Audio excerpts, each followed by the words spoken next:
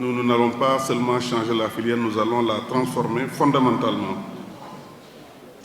La première mesure, c'est d'abord mettre en place un comité technique pour mettre en œuvre le plan stratégique de la filière cajou. Nous allons faire ce comité cette année.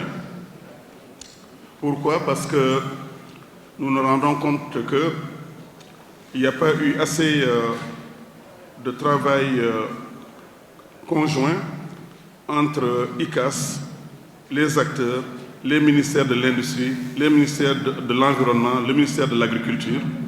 Donc ce comité stratégique va comprendre effectivement tous ces ministères impliqués, avec également les acteurs, les transformateurs, les producteurs, les collecteurs.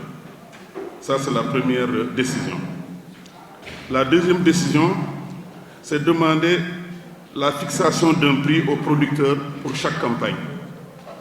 Cela permettra d'avoir un prix plancher dont le montant sera effectivement fixé chaque année par la filière, comme ça se fait pour l'arachide. Je crois qu'on ne peut pas laisser les producteurs à la merci des exportateurs ou à la merci des transformateurs. Il faut que ce soit organisé.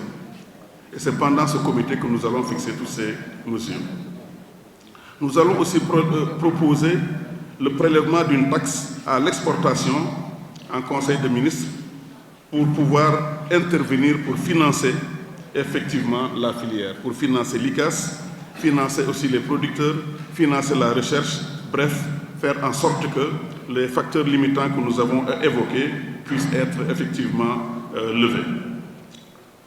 Quatrième mesure, nous allons renforcer l'organisation de la filière par la mise en place de mécanismes sur les agréments.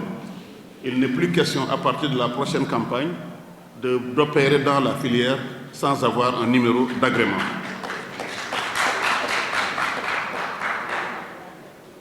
Nous allons également mettre en place une fenêtre d'achat de 2 à 3 mois pour permettre aux industriels, aux acteurs locaux de pouvoir s'approvisionner d'abord en matière première.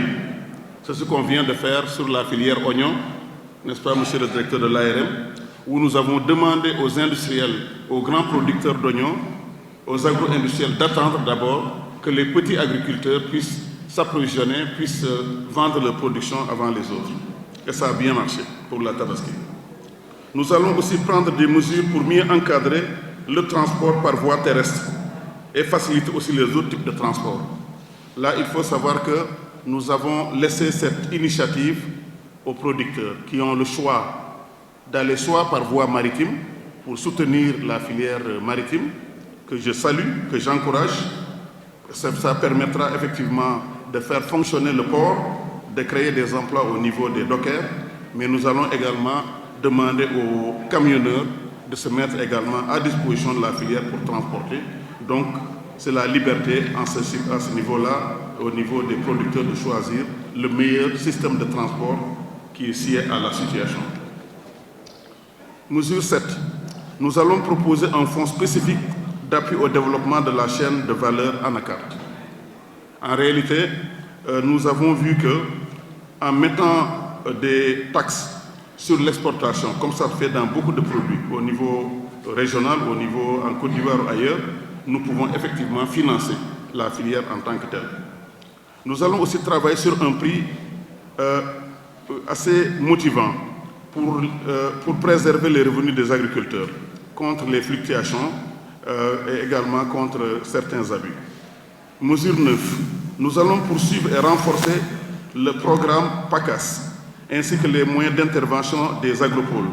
Nous l'avons vu tout à l'heure, les agropoles interviennent déjà aussi bien dans la recherche et le développement, dans la distribution de plantes, dans la production de plantes, mais aussi dans la transformation.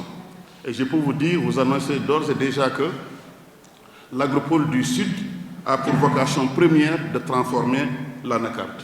Il y aura un laboratoire de recherche, il y aura une usine à l'intérieur, il y aura des incubateurs pour tous les jeunes qui veulent entrer dans la filière et sera inauguré à partir de l'année prochaine. Les travaux sont en cours. Nous allons aussi mettre en synergie toutes les structures du ministère du Commerce. Vous l'avez vu tout à l'heure, Les structures sont toutes mobilisées. Elles ont toutes investi dans des programmes très importants, notamment l'IMOCIR, l'agent de régulation des marchés avec les centres de stockage, l'ORSE, le programme des agropoles, l'agent de développement et des PME, le bureau de mise à niveau, la direction du redéploiement industriel, mais de même également que la DCI, la direction du commerce intérieur, qui est ici présente. Nous allons aussi coordonner les financements bancaires et autres financements. Nous avons vu qu'il y a beaucoup d'argent qui est investi dans la filière, mais ce n'est pas coordonné. Donc nous allons profiter de cette grande organisation, de ce séminaire que nous allons faire ici en 2025. Ce sera l'occasion de faire le bilan de la campagne 2025, mais ce sera aussi l'occasion de préparer toutes les mesures pour la campagne 2026. Ça nous permettra de prendre des décrets et des arrêtés pour fixer officiellement le prix de l'anacarde, comme ça se fait pour l'arachide, pour fixer les taxes à l'exportation, pour fixer les ristournes à la filière, à l'ICAS, pour permettre à l'ICAS d'avoir les moyens de sa politique pour aider les agriculteurs de toute la filière. Je voulais vous dire que le gouvernement est déterminé, plus que jamais, à faire de l'anacarde un véritable or noir, l'or noir de la Casamance.